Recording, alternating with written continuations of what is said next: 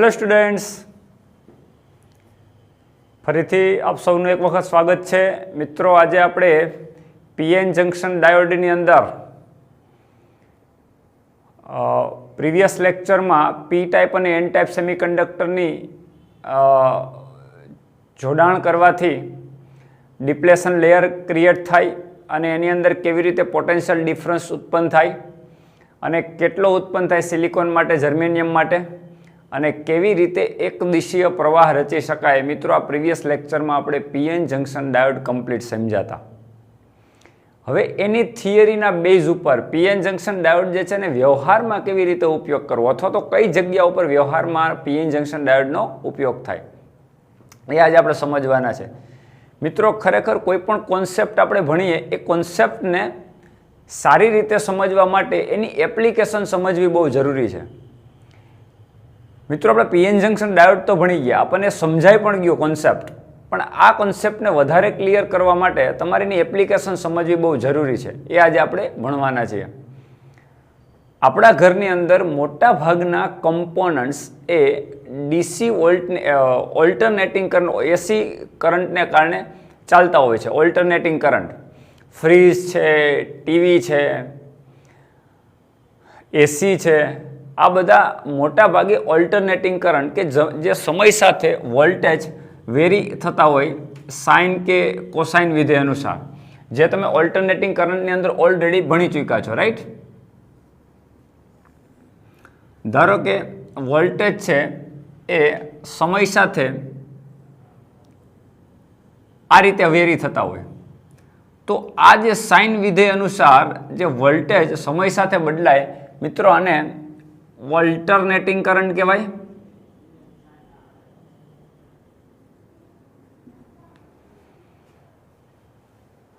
તો આ જે છે સમય સાથે વોલ્ટેજ વધી અને મેક્સિમમ લેવલ સુધી જાય અને ફરી ઝીરો થાય, પછી વોલ્ટેજ જે છે એ નેગેટિવ થાય, પછી પાછો વધીને ઝીરો થાય, પછી મહત્તમ થાય, ઘટીને ઝીરો થાય, નેગેટિવ થાય.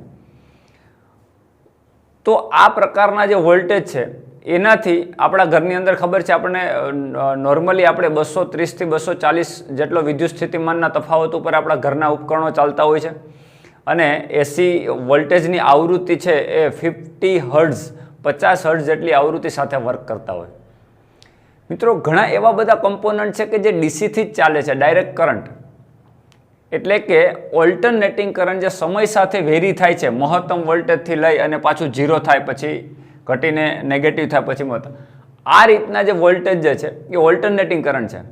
પણ જે અમુક કમ્પોનન્ટ, દાખલા તરીકે મોબાઈલ છે આપણો, તો એ ડીસી વોલ્ટેજથી ચાલે, તો આપણને ખબર છે ચાર્જરનો જે આપણે ઉપયોગ કરીએ છીએ તો એ ચાર્જિંગ થાય છે, તો પહેલાં એસી કરંટનું ડીસીમાં કન્વર્ટ થાય અને એમની અંદર લખેલું હોય કે આટલાથી આટલા વોલ્ટ સુધીનો ડીસી વોલ્ટ આઉટપુટમાં તમને મળે છે અને એનાથી તમારો મોબાઈલ ચાર્જ થાય છે અને આટલા એમ્પિયર કરંટ ફ્લો થાય છે. તો મિત્રો, જે વ્યવહારની અંદર આપણે જે કમ્પોનન્ટનો યુઝ કરીએ છીએ જેમાં ડીસી વોલ્ટેજની જરૂર હોય, તો એ તમે ડાયરેક્ટલી એસી કરંટ એને આપી શકો નહીં, કારણ કે એ કમ્પોનન્ટ ડીસી વોલ્ટથી ચાલે છે.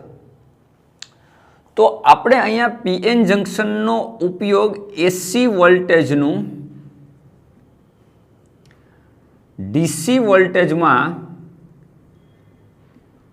રૂપાંતર અથવા તો એક દિશીય પ્રવાહ, આમાં રૂપાંતર કરવા માટે આપણે પીએન જંક્શન ડાયોડનો અત્યારે ઉપયોગ કરશું. મિત્રો, એક દિશીય પ્રવાહ શું, ડાયરેક્ટ વોલ્ટેજ અને ડીસી વોલ્ટેજ શું છે, એ આપણે આની અંદર મેં તમને જેમ એસી વોલ્ટેજનો પરિચય આપ્યો એમ એક દિશીય પ્રવાહ એટલે કે નેગેટિવ સાયકલ આ ન હોય તો માત્ર ને માત્ર કરંટ એક જ દિશામાં વહન થાય છે. ધારો કે આ પ્રકારનું તમને સાયકલ મળે, તો આ વોલ્ટેજ થઈ ગયા ડીસી વોલ્ટ. આમાં પણ સમય સાથે બદલાય છે, પણ મિત્રો તમે જો શૂન્યથી પોઝિટિવ લેવલ ઉપર જ તમને વોલ્ટેજ મળે છે. ઝીરોથી મેક્સિમમ લેવલ, ધારો કે આ વોલ્ટેજ 0 છે, આ વોલ્ટેજ 1 છે, આ વોલ્ટેજ 2 છે, આ વોલ્ટેજ 3 છે, તો 3 વોલ્ટ સુધી મેક્સિમમ જાય, પછી ઘટી અને 0 થઈ જાય, ફરી 3 વોલ્ટ સુધી મેક્સિમમ જાય. અહીંયા નેગેટિવ વોલ્ટેજ ક્યાંય મળતા નથી, એટલે કરંટની દિશા ક્યાંય બદલાતી નથી. એટલે આને ઓલ્ટરનેટ કરંટ કહેવાય નહીં. આને કેવા વોલ્ટેજ કહેવાય? ડીસી વોલ્ટેજ કહેવાય. અને આમાંથી જે પ્રવાહનું વહન થાય છે, વોલ્ટેજને અનુરૂપ જે પ્રવાહ મળે છે, એ તમારા માટે ડીસી પ્રવાહ છે, ડીસી વિદ્યુત પ્રવાહ. રાઈટ. તો આ પ્રકારના વોલ્ટેજમાં રૂપાંતર કરવા માટે, એટલે કે એસી વોલ્ટેજનું ડીસી વોલ્ટમાં રૂપાંતર કરવા માટેની જે પ્રક્રિયા છે એને રેક્ટિફિકેશન કહેવાય મિત્રો. શું કહેવાય? રેક્ટિફિકેશન. અને એના માટે જે આપણે પરિપથ તૈયાર કરીએ એને રેક્ટિફાયર પરિપથ કહેવાય. કેવો પરિપથ કહેવાય મિત્રો? રેક્ટિફાયર પરિપથ. આ પ્રક્રિયાને શું કહેવાય? રેક્ટિફિકેશન.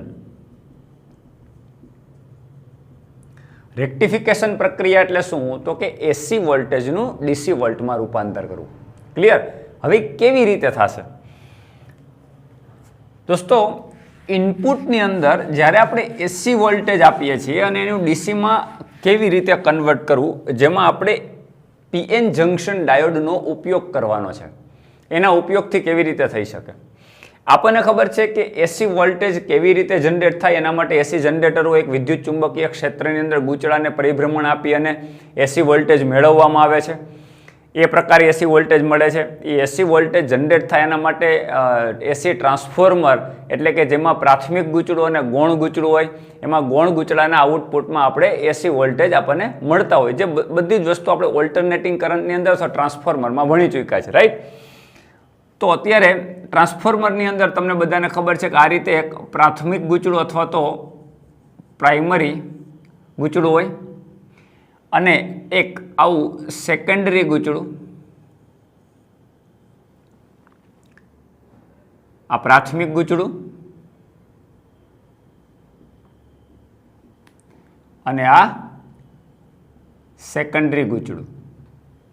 રાઈટ. તો આની અંદર ઇનપુટ, આ તમારા ઇનપુટ એસી વોલ્ટેજ છે. એટલે કહેવાનો મતલબ આની વચ્ચે, એટલે કે સેકન્ડરી ગૂંચળાની અંદર આ વચ્ચે કોર, આ તમારું પ્રાથમિક ગૂંચળું પ્રાઇમરી અને આ તમારું સેકન્ડરી ગૂંચળું. રાઈટ. તો પ્રાઇમરી અને સેકન્ડરી, તો સેકન્ડરી ગૂંચળા વચ્ચે જો વોલ્ટેજ મળતા હોય મિત્રો, એ આઉટપુટ વોલ્ટેજ, આ સેકન્ડરી ગૂંચળાના વોલ્ટેજ જે છે એ સમય સાથે વોલ્ટેજ બદલતા રહેતા હોય, જેને આપણે એસી વોલ્ટેજ કહીએ. Like this. વોલ્ટેજ વર્સિસ ટાઈમનો ગ્રાફ મળો અને તરંગ બનાવો એનો તરંગના સ્વરૂપમાં, તો વોલ્ટેજ આ રીતે સમય સાથે બદલાતા હોય. એ અહીંયા તમને મળે છે. રાઈટ. આ પોઈન્ટને કહી દઉં હું એ અને આને કહી દઉં બી.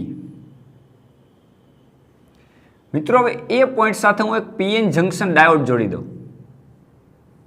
પીએન જંક્શન ડાયોડનો સિમ્બોલ આપણને ખબર છે. આ જે છે પી ટાઈપ, આ એન ટાઈપ, એટલે કે આ એનોડ અને કેથોડ. રાઈટ. એટલે પી ટાઈપ અને એન ટાઈપ. રાઈટ.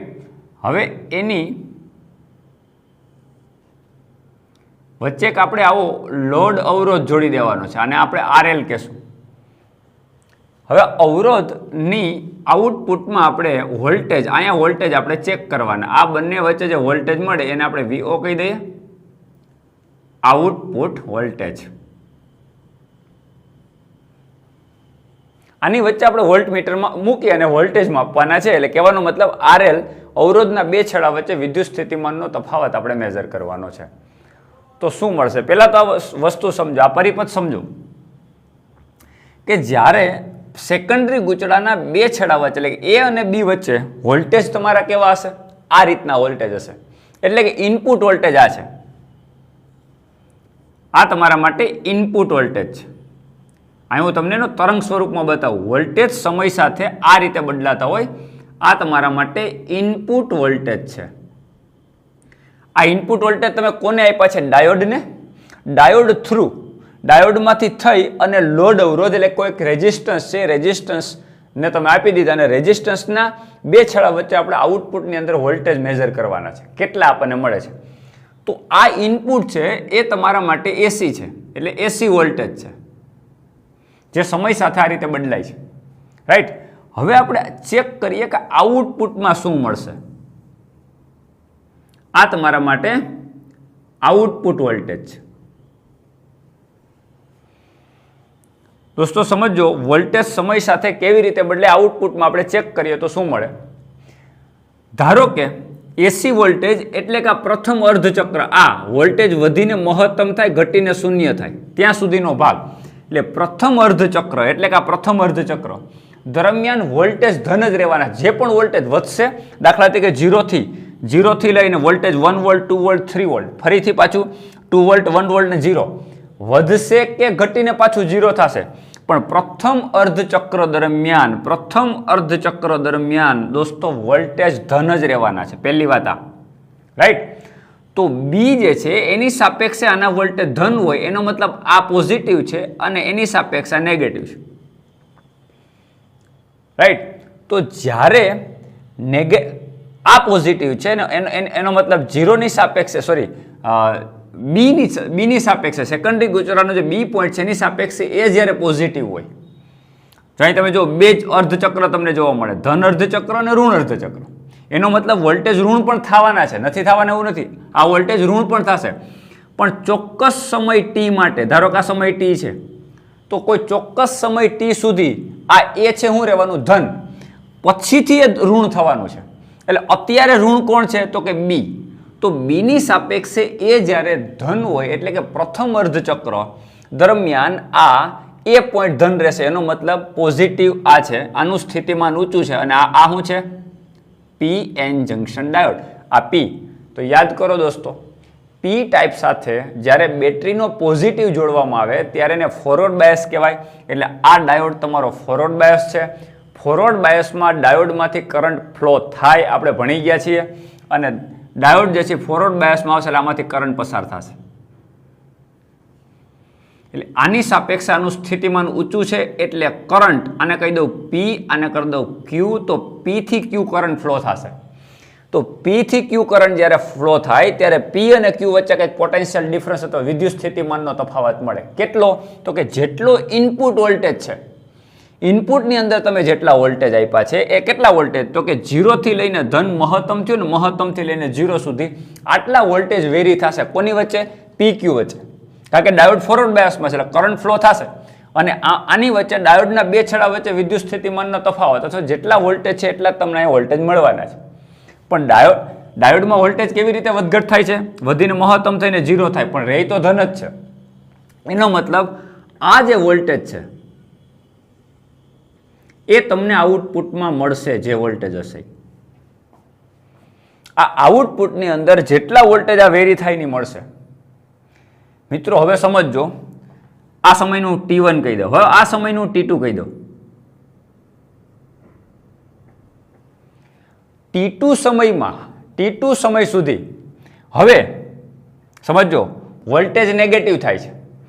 એટલે શું થાય છે? વોલ્ટેજ નેગેટિવ થાય છે એનો મતલબ શું થાય છે? આ ધન રહે છે, 0ની સાપેક્ષે ગણીએ. ચલો આ 0ની સાપેક્ષે ગણીએ, આ 0ની સાપેક્ષે ધન છે. આ તો આપણે ગ્રાઉન્ડ કર્યું કહેવાય. તો કોઈ પણ એક વોલ્ટેજ આપણે ધારી લીધા કે આ 0 છે, તો 0ની સાપેક્ષે ઉપરના વોલ્ટેજ ધન છે.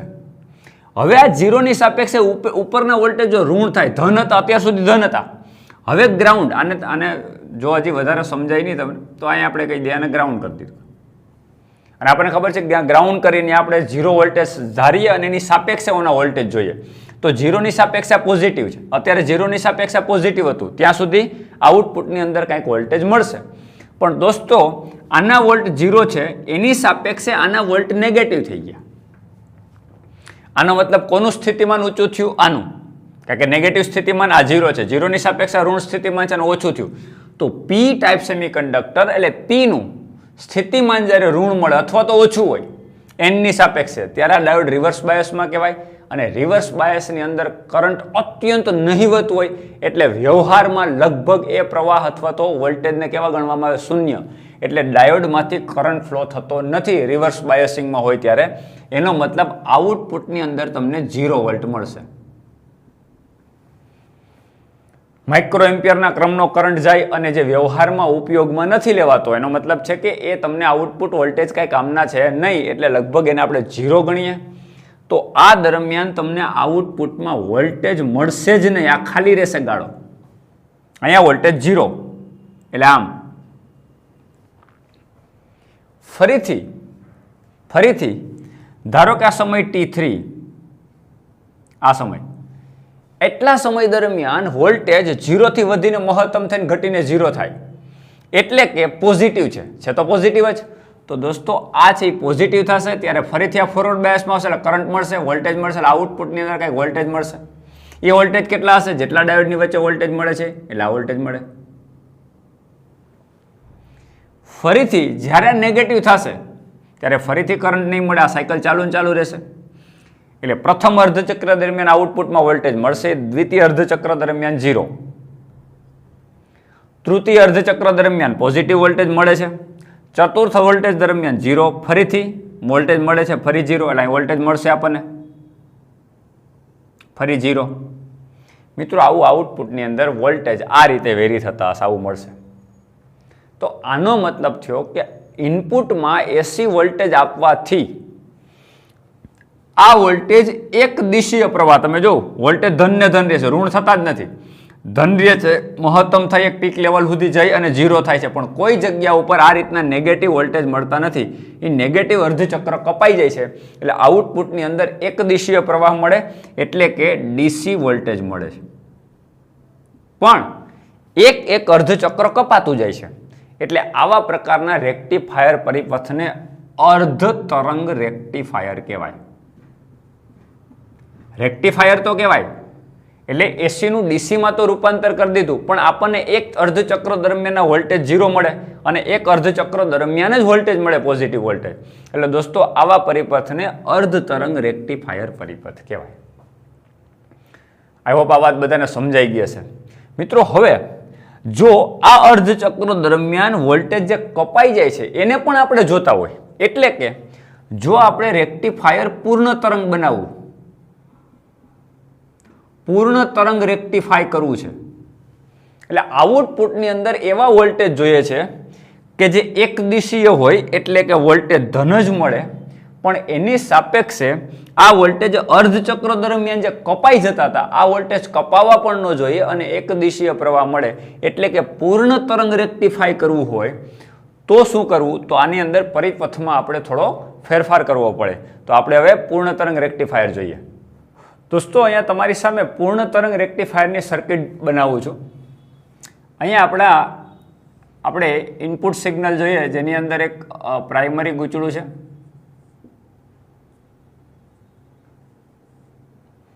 અને એક સેકન્ડરી ગૂંચળું છે.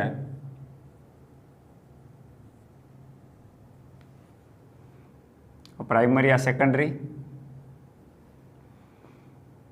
આ એસી વોલ્ટેજ, આઉટપુટની અંદર એસી વોલ્ટેજ જ મળશે. સેકન્ડરી ગૂંચળાના આ પોઈન્ટને એ કહીએ, આ પોઈન્ટને આપણે બી કહી દઈએ. મિત્રો ભાઈ કેવી પ્રક્રિયા સમજો, શું કરવાનું છે. જ્યારે આપણે એ પોઈન્ટ સાથે ડાયોડનો પી ટાઈપ સેમિકન્ડક્ટર, એટલે કે અહીંયા પીએન જંક્શન ડાયોડનું જોડાણ કરી દેતા હતા, રાઈટ. હવે બી સાથે પણ એક પીએન જંક્શન ડાયોડ જોડી દેવાનો,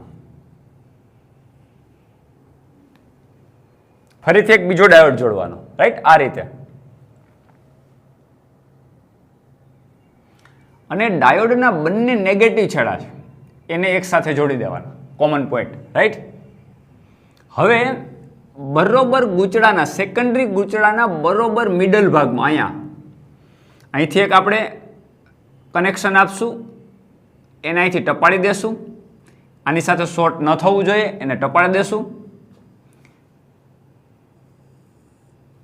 પછી આ જે કોમન છેડો છે બંનેના નેગેટિવ સાથે ડાયોડ સાથે, ત્યાંથી એક છેડો કાઢશું અને એની સાથે આ રીતે લોડ અવરોધ RL જોડશું અને પછી અહીંયા આ બે પોઈન્ટ વચ્ચે આપણે આઉટપુટ વોલ્ટેજ VO મેઝર કરવાનું ટ્રાય કરશું. મિત્રો ગૂંચળાની, સેકન્ડરી ગૂંચળાની વચ્ચે જે પોઈન્ટ કાઢ્યો છે આપણે, આ કોમન પોઈન્ટ, અને નામ કંઈક આપી દઈએ સિટી નામ આપી દઉં, સિટી. સેન્ટર ટેપ કર્યું કહેવાય. આ ટ્રાન્સફોર્મરને કેવું કહેવાય? સેન્ટર ટેપ ટ્રાન્સફોર્મર કહેવાય. ગૂંચળાના, સેકન્ડરી ગૂંચળાના બરોબર મિડલમાં, એટલે દાખલા તરીકે આ ગૂંચળાની અંદર 1000 આટા છે તો 5000 આટા છે, તો 2500 એટલે 2500 આટા ઉપર ને 2500 આટા નીચે આવે એક્ઝેક્ટ એ રીતે. એટલે એનો મતલબ શું કે દાખલા તરીકે આઉટપુટની અહીંયા 230 વોલ્ટ આવતા હોય તો 230 ના એક્ઝેક્ટ અડધા વોલ્ટેજ આ બે છેડા વચ્ચે મળે ને અડધા વોલ્ટેજ આ બે છેડા વચ્ચે મળે, લાઈક શ્રેણી જોડાણ જેવું. તો આ બંને વચ્ચે V વોલ્ટ મળતા હોય ધારો કે, તો V/2 ઉપર મળે ને V/2 નીચે મળે. આ રીતનું સેન્ટર ટેપ કરી દેવાનો થાય. આને સેન્ટર ટેપ ટ્રાન્સફોર્મર કહેવાય. એ સેન્ટર ટેપમાંથી કનેક્શન કાઢી લોડ અવરોધ સાથે જોડવાનું. એનો મતલબ દોસ્તો આ થઈ ગયું તમારું ગ્રાઉન્ડ કનેક્શન. આના વોલ્ટેજ આપણે 0 ગણી શકીએ. 0 ની સાપેક્ષે આપણું બધું જોવાનું છે ક્યાં વોલ્ટેજ થાય, રાઈટ? ઓકે, આ ડાયોડનું નામ કંઈક આપી દઈએ D2, આ ડાયોડનું નામ આપી દઈએ D1, રાઈટ? આને આપી દઈએ P, આને આપી દઈએ Q. P અને Q વચ્ચે આપણે વોલ્ટેજ મેજર કરશું આઉટપુટ, રાઈટ? ઓકે, હવે મિત્રો સમજો આ સર્કિટની અંદર કેવી રીતે વર્ક કરશે. જ્યારે તમને ઇનપુટ વોલ્ટેજ AC વોલ્ટેજ છે એટલે સેકન્ડરી ગૂંચળું છે આની વચ્ચે તમને AC વોલ્ટેજ મળે છે.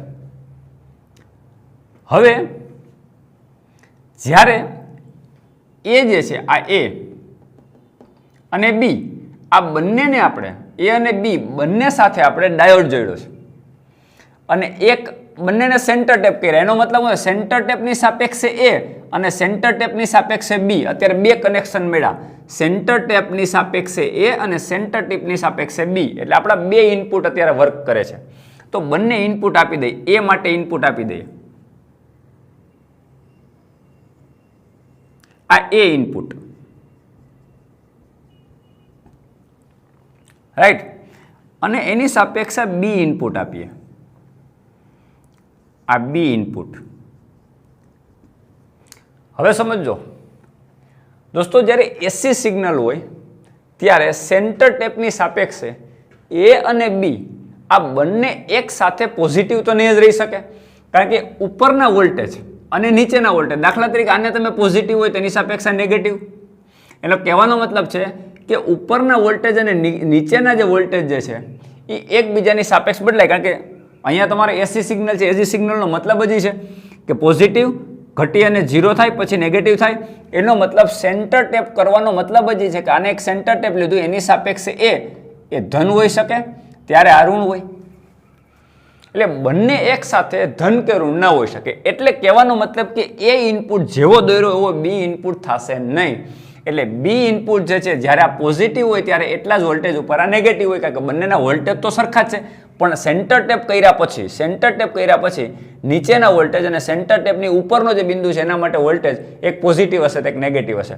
એટલે આ સાઇન વક્ર છે તો નીચેનો વક્ર માઇનસ સાઇન થશે. એટલે કહેવાનો મતલબ આપણે ડોટેડ લાઈનથી બનાવીએ, આમ કમ્પેરિઝન કરીએ તો આ વક્ર કેવો હશે? Negative sign. આ જ્યારે પોઝિટિવ હશે ત્યારે નેગેટિવ હશે, જ્યારે આ નેગેટિવ હશે ત્યારે આ પોઝિટિવ હશે, આ પોઝિટિવ હશે ત્યારે નેગેટિવ હશે, જ્યારે નેગેટિવ હશે ત્યારે પોઝિટિવ હશે. એટલે આ જ્યારે પોઝિટિવ સાઇન છે ત્યારે નેગેટિવ સાઇન છે. તો આની તરંગ આકૃતિ આપણે દોરી તો આ A માટે ઇનપુટ સેન્ટર ટેપની સાપેક્ષે A ઇનપુટ એટલે આ, સેન્ટર ટેપની સાપેક્ષે B ઇનપુટ એટલે આ. કારણ કે જ્યારે આ પોઝિટિવ છે ત્યારે નેગેટિવ છે. ઓલ્ટરનેટિંગ કરંટનો મતલબ જ છે કે સમય સાથે એના વોલ્ટેજ છે પોઝિટિવ અને નેગેટિવ થાય છે. મહત્તમથી ઘટીને શૂન્ય થઈ અને પછી નેગેટિવ થાય છે. આ મહત્તમથી ઘટીને શૂન્ય થયું પછી નેગેટિવ થવા માંડે. તો એકબીજાની સાપેક્ષે વોલ્ટેજ જે પોઝિટિવ અને નેગેટિવ સમયના ચોક્કસ ગાળામાં બદલાતા રહે છે, રાઈટ? હવે આપણે અહીં આઉટપુટ દોરીએ તો આઉટપુટ પેલા સર્કિટની અંદર સમજીએ કે આઉટપુટ વોલ્ટેજ કેવી રીતે મળશે. મિત્રો, સેન્ટર ટેપની સાપેક્ષે જ્યારે આ પોઝિટિવ હોય ને સેન્ટર ટેપની સાપેક્ષે આ છેડો જ્યારે નેગેટિવ બને ત્યારે સમજો ઉપલો ડાયોડ ફોરવર્ડ બાયસ હશે અને નીચેનો રિવર્સ બાયસ. કારણ કે જ્યારે નેગેટિવ સ્થિતિમાનની સાપેક્ષે આ P અને આ N, એટલે P નું સ્થિતિમાન નેગેટિવ છે, એની સાપેક્ષે અહીં P નું સ્થિતિમાન પોઝિટિવ છે. એટલે આનું સ્થિતિમાન ઊંચું છે, આનું સ્થિતિમાન નીચું છે. એટલે ઉપલો ડાયોડ છે ફોરવર્ડ છે, નીચેનો ડાયોડ છે રિવર્સ છે. એટલે ફોરવર્ડ બાયસમાં કરંટ કેવી રીતે ફ્લો થશે તમે જો, એ પોઈન્ટમાંથી એનું સ્થિતિમાન પોઝિટિવ ડાયોડમાં થઈને આ તો આ બ્રાન્ચ બંધ થઈ ગઈ. સમજો, સેન્ટર ટેપથી લઈ અને D2 ડાયોડ વાળી બ્રાન્ચ જ બંધ થઈ ગઈ. શું કામે મિત્રો? કારણ કે એ રિવર્સ બાયસમાં છે. રિવર્સ બાયસમાં માંથી કરંટ ફ્લો થતો હોતો નથી. એટલે અહીંયા I is equal to 0 near about micro એમ્પિયરમાં જાય છે, પણ મેં તમને કીધું કે વ્યવહારમાં એ કરંટ કાંઈ કામનો નથી. એટલે એને આપણે વોલ્ટેજ 0 લે, કરંટ 0 લે. તો આ રિવર્સ બાયસમાં છે, એમાં કરંટ 0 જાય છે, રાઈટ? એટલે કરંટ કેવી રીતે ફ્લો થશે? સેન્ટર ટેપ ટુ A લખું છું અહીંયા. Centre tap to A2 diode D1, D1 to આ પોઈન્ટ P, એનો મતલબ આ P જ છે. ચલો ને, આ બંને શોર્ટ જ કહેવાય, સાથે જ છે P. તો P માંથી થઈ આ પોઈન્ટનું કંઈક નામ આપી દે R, સોરી આનું નામ આપી દે R, આનું નામ આપી દે T અથવા U, ગમે એ નામ આપી દે. આને આપી દે S. સરળતા ખાતર હોય, બીજું કંઈ છે નહીં. નામ આપવાનો કંઈ મતલબ નથી, સરળતા ખાતર છે. સેન્ટર ટેપ ટુ ના નામ આપવાની પણ અહીંયા કંઈ નામ આપવાનું. Centre tap to A2 diode D1 to P, P થી લઈને R. હવે P થી R તો જવાનું નથી, કારણ કે આ બ્રાન્ચ તો બંધ છે, તે તો રિવર્સ બાયસમાં. એટલે કરંટ સીધો ક્યાંથી વહી જશે? P માંથી થઈ લોડ અવરોધમાંથી થઈ અને Q ઉપર આવશે. મિત્રો કરંટ આમ ફ્લો થતો હોય એટલે આનું સ્થિતિમાન ઊંચું હોય, આનું સ્થિતિમાન નીચું હોય, એટલે આ બંને વચ્ચે વોલ્ટેજ મળશે કાંઈક. એટલે આપણને અહીં લખી નાખીએ કે કાંઈક વોલ્ટેજ મળ્યા, એટલે આઉટપુટની અંદર કાંઈક વોલ્ટેજ મળે છે, રાઈટ?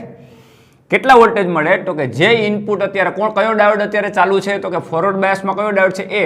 તો સોરી D1. તો D1 ડાયોડના જેટલા વોલ્ટેજ છે મળશે. તો D1 એટલે A ચાલુ છે, એનો ઇનપુટ છે આવશે. આ એનો ઇનપુટ કેટલો છે? Positive volt. એટલે આ ગાયબ, આ નહીં આવે, કારણ કે આ ડાયોડ રિવર્સ બાયસમાં છે. રિવર્સ બાયસમાં વોલ્ટેજ નહીં આવે એટલે આનું અર્ધચક્ર ગાયબ થઈ જશે. એટલે પોઝિટિવ સાયકલ અને એનું પોઝિટિવ સાયકલ જે છે એ આપણે દોરવાનું થાય. આ તમારા આઉટપુટ વોલ્ટેજ.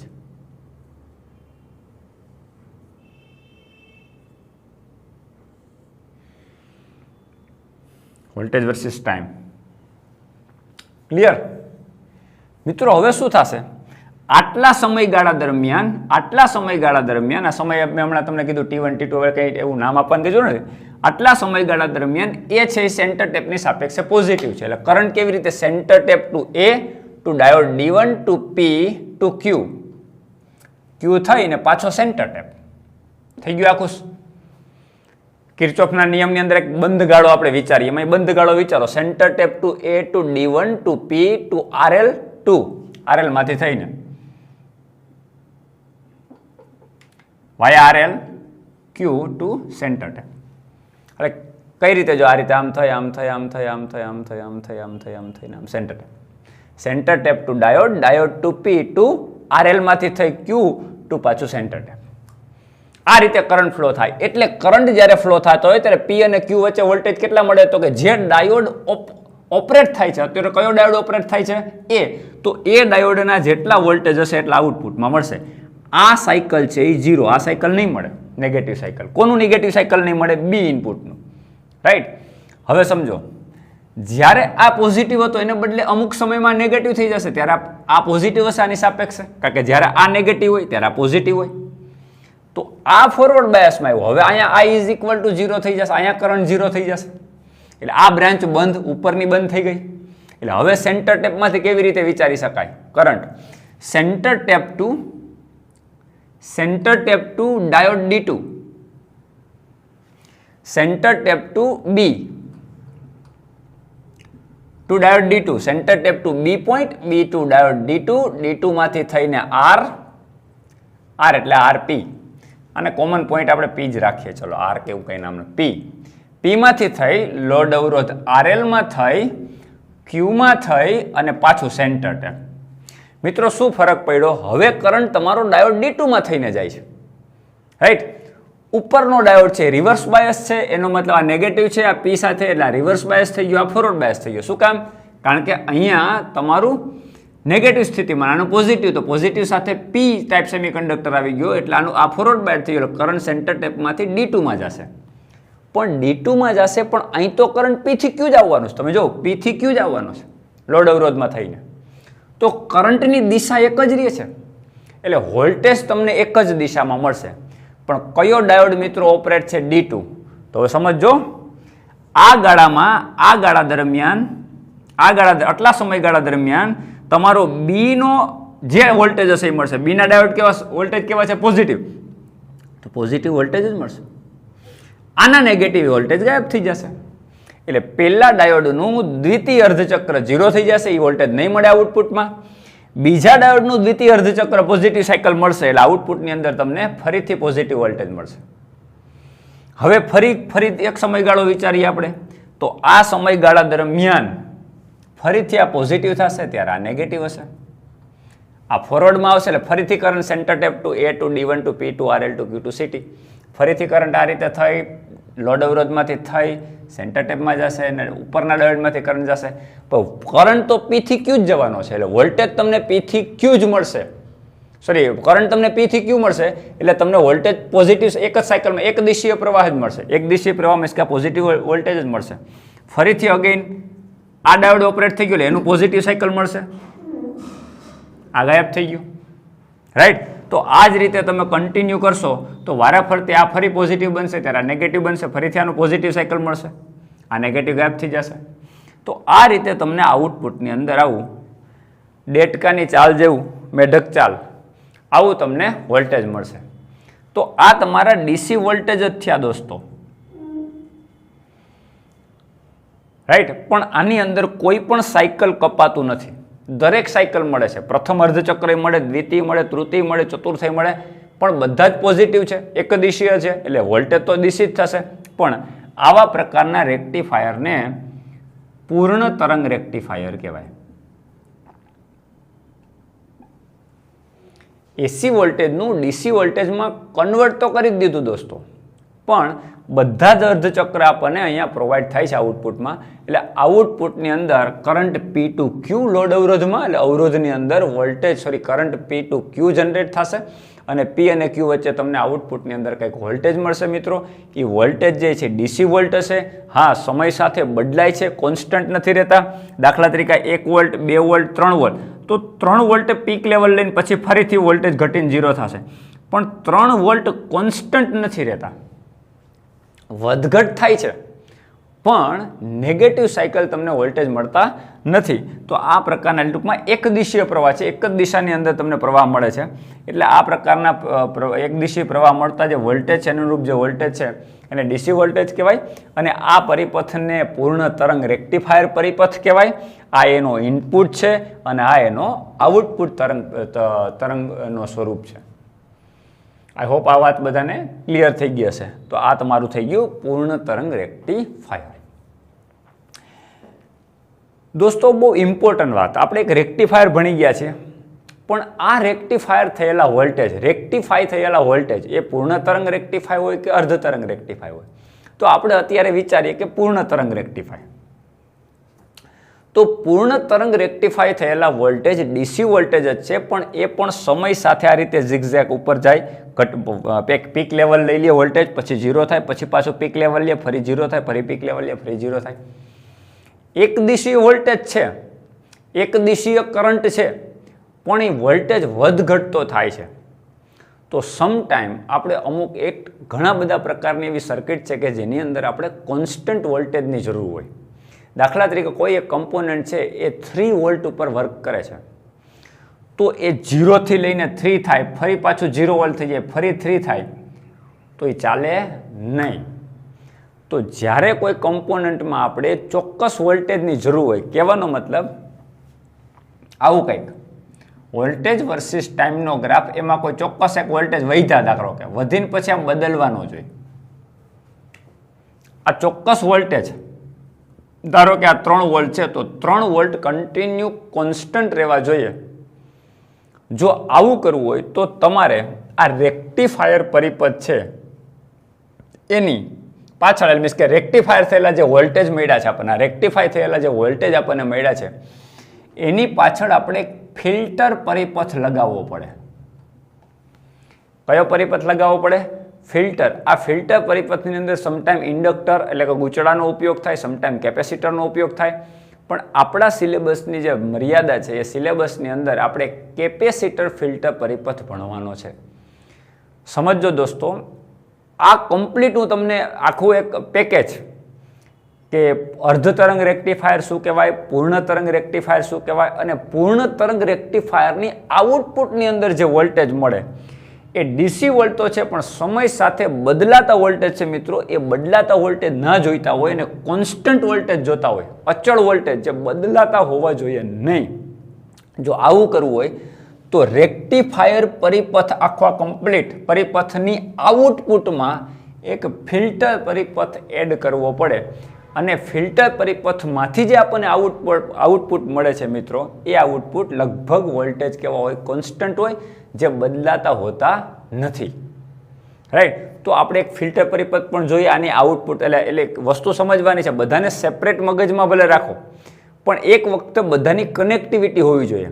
કે એક ફિલ્ટર પરિપથ તમે ભણ્યા છો, પણ ફિલ્ટર પરિપથ શેના માટે છે, તો કે જે પૂર્ણ તરંગ રેક્ટિફાયરની અંદર વોલ્ટેજ જે વેરી થાય છે, વેરી થવા દેવા નથી આપણે, અને આપણે કોન્સ્ટન્ટ વોલ્ટેજ જોઈએ છે. એટલે પૂર્ણ તરંગ રેક્ટિફાયરની પાછળ એટલે કે આઉટપુટ વિભાગની અંદર આપણે એક ફિલ્ટર પરિપથનું ઇનપુટ આપી દેશું. એટલે કે અહીંયા આપણે શું જોડી દેશું, ફિલ્ટર પરિપથ જોડી દેશું. તો ફિલ્ટર પરિપથના આઉટપુટમાં આપણને ન બદલાતા હોય એવા આવા કોન્સ્ટન્ટ વોલ્ટેજ આપણે મેળવી શકીએ. તો હવે આપણે એક ફિલ્ટર પરિપથ જોઈએ, જે સમજવાનો પ્રયત્ન કરીએ. દોસ્તો, હવે આખો રેક્ટિફાયર પરિપથ બતાવવાની જરૂર નથી. રેક્ટિફાયર પરિપથ આપણે ભણી ચૂક્યા, રાઈટ. એટલે બોક્સ કરીને રેક્ટિફાયર પરિપથ એવું લખી નાખું. આ એક હું બોક્સ કરી દઉં. આ બોક્સની અંદર હું લખી નાખું રેક્ટિફાયર પરિપથ, અને પૂર્ણ તરંગ છે. ચલો ને, પૂર્ણ તરંગ રેક્ટિફાયર પરિપથ, રાઈટ. આ ઇનપુટ, અહીંયા આઉટપુટ.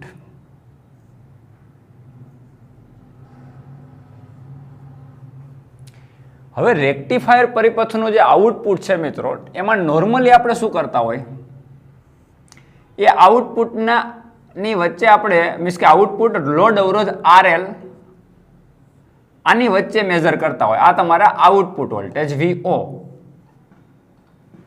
જે આપણને કેવા મળતા હતા, આવા કંઈક રેક્ટિફાઈ થયેલા વોલ્ટેજ આવા કંઈક મળતા હતા.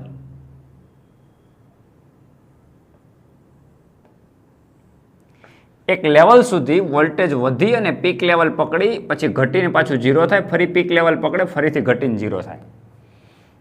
આવા આઉટપુટ વોલ્ટેજ આપણને પહેલા મળતા હતા. હવે આપણે શું કરવાનું સમજો. હવે આપણે લોડ અવરોધ પહેલા ફિલ્ટર પરિપથનો મતલબ આખો ફિલ્ટર પરિપથ છે, પણ ફિલ્ટર પરિપથની અંદર શું કરવાનું છે, આ તમારો રેક્ટિફાયર પરિપથના આઉટપુટમાં જો તમે લોડ અવરોધની અંદર વોલ્ટેજ માપો તો આવા મળે. હવે આપણે આવા વોલ્ટેજ જોતા નથી, આપણે કોઈ ચોક્કસ વોલ્ટેજ જોઈએ છે, રાઈટ. અને જે બદલાવવા જોઈએ નહીં, લગભગ મહદઅંશે બદલાવવા જોઈએ નહીં. મીન્સ કે 0 થી લઈને દાખલા તરીકે 3 વોલ્ટ અથવા 5 વોલ્ટ સુધી વેરી થાય, ફરી પાછું 5 નું 0 થઈ જાય. દાખલા તરીકે મેક્સિમમ 5 વોલ્ટ સુધી જાય છે, પછી 5 ના 5.2 કે 4.8 થાય કે 4.9 તો 5 વોલ્ટ જ કહેવાય. તો એટલું વેરિએશન ચાલે. પણ 0 થી લઈને 5 ને ફરી પાછા 0 લેવલ સુધી જાય, ફરીથી 5 વોલ્ટ થાય, ફરી 0 લેવલ જાય. આટલું વોલ્ટેજ ફ્લક્ચ્યુએશન નો ચાલે, અને આપણે કોન્સ્ટન્ટ વોલ્ટેજ જોતા હોય. તો મિત્રો, આ ફિલ્ટર પરિપથ એટલે કે વચ્ચે એક કેપેસિટર જોડી દેવાનું. આ કેપેસિટરનો આ છેડો આપણે ગ્રાઉન્ડ કન્સિડર કરશું. ગ્રાઉન્ડના વોલ્ટેજ 0 હોય, એની સાપેક્ષે આના કંઈક વોલ્ટેજ હોય. આ ઉપરની પ્લેટ પોઝિટિવ, નીચેની પ્લેટ નેગેટિવ, રાઈટ. હવે સમજો, આ નેગેટિવ અને પોઝિટિવ શું કામ નામ આપી દીધા પહેલેથી જ. આ કેપેસિટર છે. તમે જ્યારે આને પૂર્ણ તરંગ રેક્ટિફાયરના આઉટપુટમાં વોલ્ટેજ જે રેક્ટિફાય થયેલા છે, એ આવી રીતે વોલ્ટેજ ચેન્જ થાય છે. તો વોલ્ટેજનો બદલાવ કોણ અનુભવશે દોસ્તો? આ કેપેસિટરનો ઉપરનો પોઈન્ટ. કારણ કે નીચેનો જે પોઈન્ટ છે એ આપણે 0 કન્સિડર કર્યો, રાઈટ. તો 0 ની સાપેક્ષમાં ઉપરની પ્લેટ પોઝિટિવ, એટલે કે આ પોઝિટિવ એટલે શું, તો કે આ 0. ચલો આ એક પોઈન્ટ વિચારીએ 0, અને એક લેવલ વિચારીએ. ચલો આ એક લેવલ થયું, આ ચલો 2 વોલ્ટ, અને ઉપલું જે છે એ 4 વોલ્ટ. તો 0 થી લઈ અને 2 વોલ્ટ થી પછી 3 વોલ્ટ અને 4 વોલ્ટ, 0 થી 1, 2, 3 વોલ્ટ અને 4 વોલ્ટ. 4 વોલ્ટ છે મેક્સિમમ વોલ્ટ છે, રાઈટ. તો દોસ્તો આ શું કરશે, પૂર્ણ તરંગ રેક્ટિફાયર જે છે એનો આઉટપુટમાં તમે પહેલા કેપેસિટર જોડો ને પછી લોડ અવરોધ જોડો, એટલે કેપેસિટરનો ઉપરનો પોઈન્ટ 0 ની સાપેક્ષે આનું સ્થિતિમાન વધશે. સ્થિતિમાન વધશે એનો મતલબ 1 વોલ્ટ 2 વોલ્ટ 3 વોલ્ટ 4 વોલ્ટ. ધારો કે આના 4 વોલ્ટ થઈ ગયા, એનો મતલબ શું થયો કે કેપેસિટરની ઉપરની પ્લેટનું સ્થિતિમાન પોઝિટિવ, એટલે કે કેપેસિટરની ઉપરની પ્લેટ ઉપર ચાર્જ જમા થાય, વિદ્યુતભાર જમા થશે. એ જે વિદ્યુતભાર જમા થાય એને કારણે ઉપરની પ્લેટનું સ્થિતિમાન વધે છે. ક્યાં સુધી વધે તો કે 4 વોલ્ટ સુધી. શું કામ 4 વોલ્ટ સુધી વધે કે આ પોઈન્ટ એનો મતલબ રેક્ટિફાયરનો આ પોઈન્ટ આ શોર્ટ જ છે, બંને સાથે જ છે, આ કન્ટિન્યુ જ છે. એટલે આ પોઈન્ટના વોલ્ટેજ ઈ આ પોઈન્ટના વોલ્ટેજ ઈ આ પોઈન્ટના વોલ્ટેજ, એનો મતલબ આઉટપુટની અંદર 4 વોલ્ટ. પણ એવું કન્ટિન્યુ 4 વોલ્ટ આવું 4 વોલ્ટ પછી ઘટીને 0 થાય આવું નહીં થાય. જો સમજો કેપેસિટર જોડવાથી શું ફાયદો થશે આપણને. અત્યારે આનું સ્થિતિમાન 4 વોલ્ટ સુધી થઈ ગયું, એટલે ચલો આપણે અહીં બાજુમાં ગણીએ, અહીંયા ક્યાંક બનાવીએ આપણે. કેપેસિટર જોડવાથી આપણને શું ફાયદો થાય, ચલો 4 વોલ્ટ સુધી ગયું.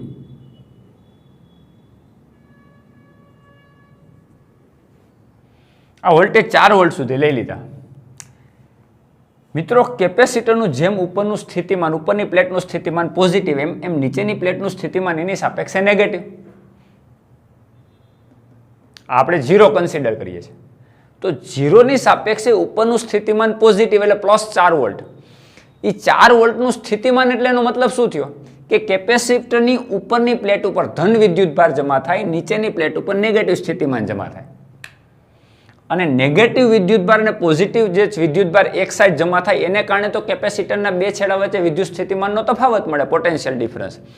એ પોટેન્શિયલ ડિફરન્સ 0 થી લઈને 4 વોલ્ટ વધશે ત્યાં સુધી કેપેસિટર ચાર્જ થશે. હવે શું થશે તમે જુઓ, ચાર્જ થયું, હવે કેપેસિટર ઉપરનું સ્થિતિમાન ઘટવા જશે. એટલે 4 વોલ્ટ અહીં મળ્યા તો 4 વોલ્ટ અહીં મળશે, તો 4 વોલ્ટ અહીં મળશે, આઉટપુટમાં 4 વોલ્ટ મળશે. રાઈટ. હવે શું થતું હતું, જો કેપેસિટર નહોતું તો 4 વોલ્ટમાંથી 3 વોલ્ટ 2 વોલ્ટ 1 વોલ્ટ ને 0 વોલ્ટ, તો આઉટપુટની અંદર ધીમે ધીમે કેટલા વોલ્ટ થઈ જતા, 3 વોલ્ટ 2 વોલ્ટ 1 વોલ્ટ ને 0 વોલ્ટ. ફરીથી કેપેસિટર નહોતું તો શું થતું હતું, 0 થી પાછા 1 વોલ્ટ 2 વોલ્ટ 3 વોલ્ટ ને 4 વોલ્ટ, તો 0 થી 1 વોલ્ટ 2 વોલ્ટ 3 વોલ્ટ 4 વોલ્ટ, ફરી શું થતું હતું, 4 વોલ્ટમાંથી 3 વોલ્ટ 2 વોલ્ટ 0, ફરી કેટલું 4. આ કન્ટિન્યુ પ્રોસેસ ચાલ્યા કરતી હતી, એટલે આપણને આવો ગ્રાફ કંઈક મળતો હતો. રાઈટ. હવે શું થશે સમજો, કેપેસિટર મેક્સિમમ વોલ્ટેજ સુધી ચાર્જ થઈ ગયું. રાઈટ. હવે શું થશે, કેપેસિટરના જેવા વોલ્ટ ઘટશે, 4 માંથી વોલ્ટ ઘટશે, થોડા વોલ્ટ ઘટશે, એનો મતલબ કેપેસિટરની ઉપરની પ્લેટનું સ્થિતિમાન ઘટશે, એટલે કેપેસિટર ડિસ્ચાર્જ થવા જશે. હવે ડિસ્ચાર્જ થવા માટે શું કરશે, ઉપરનો પોતાનો વિદ્યુતભાર ઘટાડશે, પણ એ ક્યાં રિલીઝ કરશે તો કે આરએલમાં. દાખલા તરીકે કેપેસિટરની ઉપરની પ્લેટના વોલ્ટેજ ઘટીને 4 વોલ્ટમાંથી ધારો કે 4.8 વોલ્ટ થયા, ઘટીને 3.8 વોલ્ટ થયા, 0.2 વોલ્ટ જેટલો ઘટાડો થયો, એટલું કેપેસિટર ડિસ્ચાર્જ થયું. એટલે આઉટપુટની અંદર કેટલા વોલ્ટ મળશે મિત્રો, જે 4 મળતા હતા હવે કેટલા મળશે, 3.8 વોલ્ટ. પણ કેપેસિટર ફરીથી 3 વોલ્ટ થી 3.7 પછી 3.6 3.5 પછી 3 પછી 2 પછી 2.5 1.5 પછી 1 પછી 0, આ રીતે ઘટીને 0 નહીં થાય. જેવું થોડુંક જ ડિસ્ચાર્જ થશે, અહીં તો કન્ટિન્યુનો વોલ્ટેજ આઉટપુટમાં મળે જ છે, રેક્ટિફાયર વોલ્ટેજ, પણ જેવું કેપેસિટર થોડુંક ડિસ્ચાર્જ થશે અને વોલ્ટેજ 3 વોલ્ટ આવશે, એટલે કેપેસિટર પાછું પોતાની પ્રક્રિયા, ચાર્જિંગ પ્રક્રિયા ચાલુ કરી દેશે. એટલે 3.8 માંથી કેટલા વોલ્ટ થઈ જશે, ફરી 4 વોલ્ટ થઈ જશે. એટલે 3.8 વોલ્ટ થયા, થોડાક ફરીથી 4 વોલ્ટ થઈ ગયા,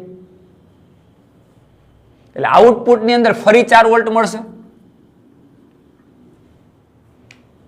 સમજો આઉટપુટમાં 4 વોલ્ટ પછી 3.8 વોલ્ટ મળ્યા, ફરી 4 વોલ્ટ મળ્યા. જેવું કેપેસિટર ફૂલ્લી ચાર્જ થઈ જશે એટલે પાછું ડિસ્ચાર્જ થવા જશે, એટલે કેપેસિટર પોતાનો જે ધન વિદ્યુતભાર છે પાછો અહીંયા આરએલ ને રિલીઝ કરશે. એટલે ઘટવા માટે જે વોલ્ટેજ જે છે ને ઘટે છે એનો મતલબ કેપેસિટરના 2 પોઈન્ટ વચ્ચે અથવા 2 પ્લેટ વચ્ચે વોલ્ટેજ ઘટે એનો મતલબ આની વચ્ચેના વોલ્ટેજ ઘટે છે. પણ વોલ્ટેજ ઘટશે ક્યાં સુધી? તો કે 3.7 3.8 એટલે નિયર અબાઉટ. આ તો એક્ઝેક્ટ આ તો હું વેલ્યુ સાથે સમજાવું એટલે તમને પ્રોપર સમજાય. ફરીથી આના વોલ્ટ થોડા ઘટશે, સમજો, ફરીથી ઘટશે, થોડા વોલ્ટ ઘટશે ને કેપેસિટર થોડુંક જ ડિસ્ચાર્જ થશે એટલે ફરીથી એ ચાર્જિંગ પ્રોસેસ ચાલુ કરી દેશે. જેવું ચાર્જિંગ પ્રોસેસ ચાલુ કરશે એટલે ફરીથી એના મેક્સિમમ વોલ્ટ 4 વોલ્ટ એટલે 4 વોલ્ટ સુધી પાછું વયું જશે. એટલે આ ગ્રાફ તમારો કન્ટિન્યુ આમ ચાલશે.